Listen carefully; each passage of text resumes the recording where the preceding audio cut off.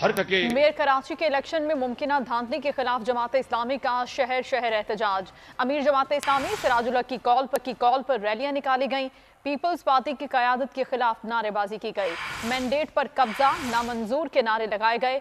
मुजाहिरीन ने खबरदार किया कि अगर जमात इस्लामी को दीवार से लगाया गया तो उसका भरपूर जवाब दिया जाएगा। नहीं थी हमको खुला आसमान है, हाफिज नईम तू मेरे शहर की जान है, तू आलवार है, हाफिज नईम तू अज़मते वतन है। मेयर कराची के इलेक्शन में मुबैना धांधली के खिलाफ एहतजाज। जमात इस्लामी के मुख्तलिफ शहरों में मुजाहरे और रैलियां। लाड़काना में जमात इस्लामी ने पीपल्स पार्टी के खिलाफ मुजाहरा किया। शुरका ने मैंडेट पर कब्जे की कोशिश के खिलाफ नारे लगाए।